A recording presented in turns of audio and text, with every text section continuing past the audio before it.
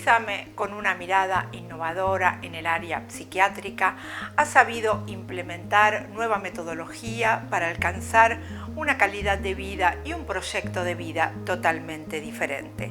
Las mejores herramientas para los pacientes las van a encontrar aquí en esta institución de trayectoria y experiencia.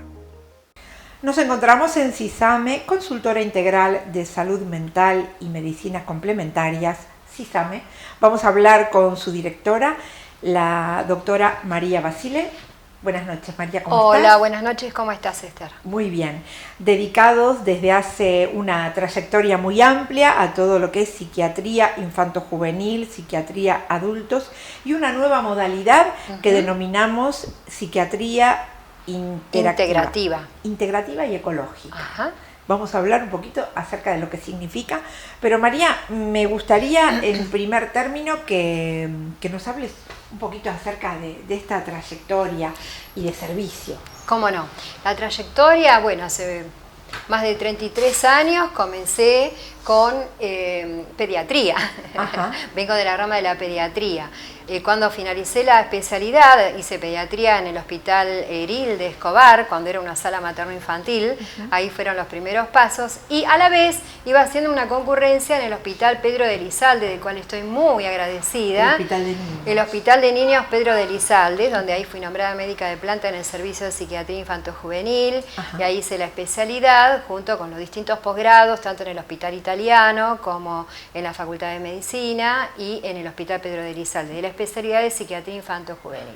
Todas entidades que nos dieron a nuestro país, ¿no? Muchísimo. Un nivel académico de excelencia, sí. Y profesionales, bueno, que pudieron estar a la altura de las patologías que se fueron dando con esta nueva mirada, ¿no? De una atención diferente y de ver a la psiquiatría desde otro lugar. Totalmente, desde otro lugar. Entonces, siguiendo un poquito en la línea de la trayectoria, atendiendo niños, para mí era muy importante el trabajo con los padres. Entonces, hice también la especialidad de terapia familiar, con distintos enfoques psicoanalíticos, sistémico y demás. Y entonces sentí la necesidad de que había que hacer también psiquiatría de adultos. Claro. ¿Sí? Es como el seguimiento, el ¿no? seguimiento, detrás de un niño hay una familia que tiene diversas disfunciones o un papá deprimido, y detrás de la depresión de un niño hay que buscar la depresión en algunos casos en los padres. Hay que aceptar y elaborar posteriormente. Exactamente, aceptar y elaborar posteriormente. Y después, con el paso de los años, fui referente de patología psiquiátrica grave, tanto en niños como en adultos.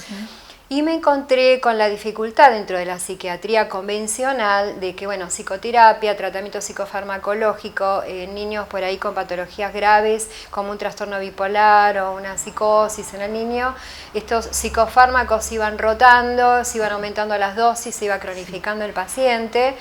Y yo dije, hay que hacer algo diferente. ¿No? O sea, tanta cantidad de psicofármacos, sabiendo la cantidad de efectos adversos que tienen los psicofármacos, tanto en adultos como en niños, pero sobre todo en niños, que va a alterar el metabolismo, todos los chicos presentan un síndrome dismetabólico y otra enorme cantidad de efectos adversos. Entonces empecé a indagar por distintas corrientes. Entonces, sobre todo, sí, perdón, ¿no, María? Sí. Estos psicofármacos, cuando se llega a la etapa del desarrollo, me imagino que o hay que rotarlos o hay que cambiarlos, hay que rotarlos, o hay que buscar una alternativa exactamente, diferente. No, aparte después de un tiempo, cuando son tratamientos crónicos, dejan de tener la eficacia esperada, claro. Entonces sí o sí, o hay que aumentar la dosis, o hay que aumentar los dispositivos terapéuticos. Entonces los chicos terminaban con la psicopedagoga, la psicóloga, la psiquiatra, el terapeuta familiar. Era un abordaje en donde el niño dejaba de jugar para estar en tratamiento, claro. Y me pareció que teníamos que cambiar algo. Entonces ahí es donde empecé a investigar sobre otros recursos más saludables, más naturales, como por ejemplo incorporar la meditación terapéutica en niños. Después la incorporé también en adultos y ahí observé que al incorporar la meditación, la necesidad de psicofármacos empezaba a disminuir. Es decir, que no era tan necesaria, sino que le dabas otra posibilidad. Otras herramientas. Claro. Otras de herramientas. Poder conocerse de repente y un conocimiento más profundo de sí mismo y mayor autonomía. ¿No? Mayor autonomía lograba el niño y la familia. Entonces seguí investigando sobre medicinas naturales. Y no estoy hablando, lo aclaro, de no tomar psicofármacos cuando son necesarios, hay que indicarlos. Pero de lo que estoy hablando es que nuestro país es uno de los países que tiene mayor sobremedicación, tanto clínica como psicofarmacológica. No puede ser que el 80% de la población requiera del famoso clonazepam, por no mencionar la marca. Entonces, yo veo que integrando otras medicinas se logran mejores resultados. ¿Que serían más naturales? Que son mucho más naturales. ¿No? Como por ejemplo, María. Hay muchos recursos. Por ejemplo, está la famosa biodecodificación o reprogramación, yo la llamo terapia de alto impacto, que es una sesión terapéutica que lleva 2 horas en donde el paciente llega al nudo del conflicto. Y tampoco hablo de que es un componente mágico, o sea, son 2 horas en donde un terapeuta muy avanzado, con mucha experiencia, por eso también siempre insisto en que debe utilizar esta técnica el especialista en psiquiatría o el psicólogo, no alguien que no tiene formación ni trayectoria, porque las intervenciones que se hacen son muy agudas, se llegan a niveles muy profundos y podemos ayudar al paciente o podemos hacer daño si no se utiliza adecuadamente. Siempre de la mano del profesional. Por supuesto, siempre hago hincapié de la mano del profesional, quien tiene el recurso para saber cuándo se puede indicar, cómo se debe indicar, en qué casos es efectivo y en qué casos está contraindicado.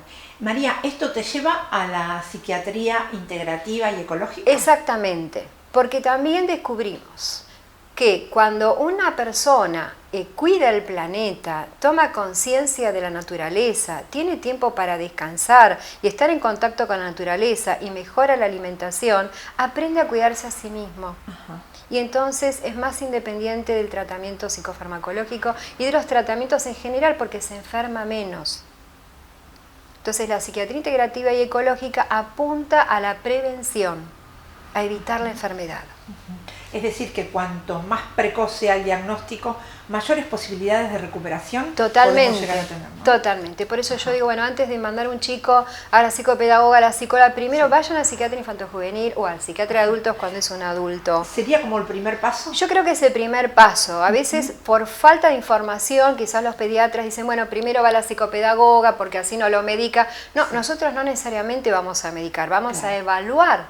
Porque a veces detrás de un problema emocional también puede haber un problema clínico. Que eso, perdón María, pero depende de la decisión del psiquiatra, porque el común denominador de la gente hace lo que de repente el pediatra dice. Y es entendible, porque la mamá va a confiar en el pediatra, por eso necesitamos nosotros, los psiquiatras infantiles y los psiquiatras de adultos, difundir y desmitificar un poco, que no es que voy al psiquiatra y me va a medicar siempre. A lo mejor va a corregir los hábitos alimentarios, a lo mejor va a corregir sus hábitos de vida, ¿no? A lo mejor va a observar que está haciendo una calidad de vida tan intensa en nuestro Buenos Aires querido, que es tan intenso como se trabaja, que es disparador de ansiedad. Qué importante es la difusión, ¿no? De este tema para muchas familias que de repente no tienen la mejor forma, no conocen la mejor forma de abordar cuando se les presenta una patología determinada.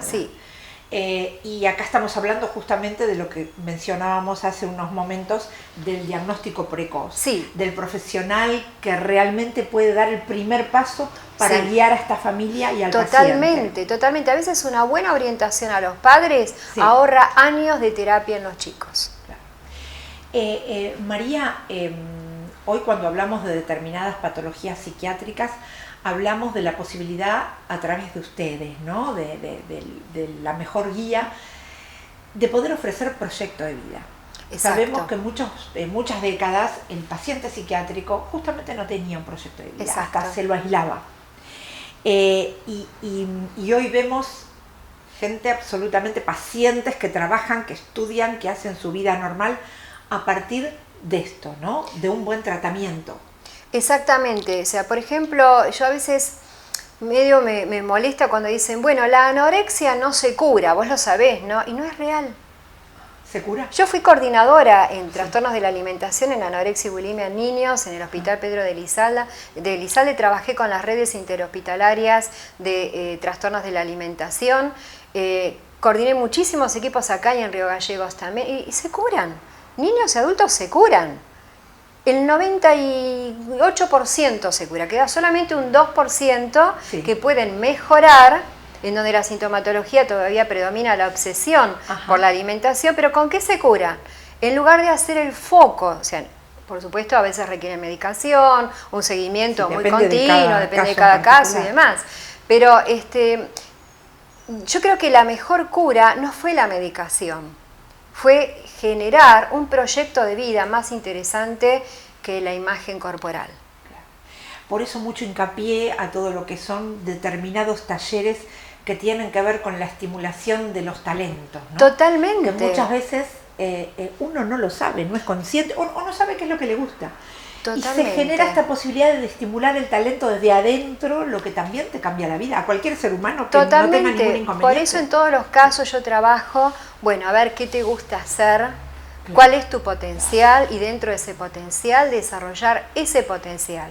Cuando cambiamos el foco, en lugar de centrarnos en la enfermedad, nuestro potencial lo desarrollamos en algo que nos interese, en el arte, en la cultura, en la agricultura, en proyectos, lo que ya se empieza a sanar. Totalmente, ¿no? Totalmente. Eso mismo va a mejorar la autoestima y es mucho más efectivo que cualquier apoyo terapéutico. Para llegar a esto hace falta el apoyo terapéutico. Pero se logra en menos tiempo, con mucha mayor independencia, porque la responsabilidad de la psiquiatría integrativa y ecológica se comparte con el paciente. No es la decisión del médico en forma autoritaria, sino se hace al paciente responsable de lo que le está pasando y de sus posibilidades de sanar. Esta visión tan innovadora, acompañada del valor académico que tienen ustedes, sin ninguna duda salva vidas, María.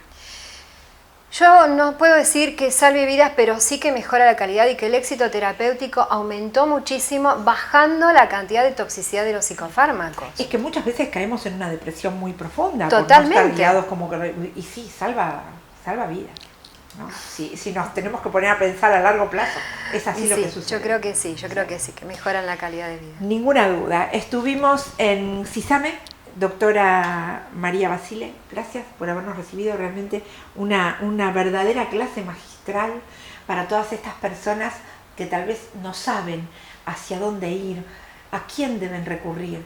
Bueno, de la mano de estos profesionales como vos. Muchísimas gracias a ustedes por la entrevista y por la invitación. Un placer. Buenas noches, María. Adiós.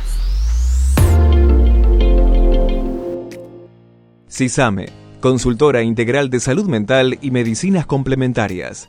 Sánchez de Loria 1390, timbre 104, Ciudad Autónoma de Buenos Aires. Llámanos al 3227 5090.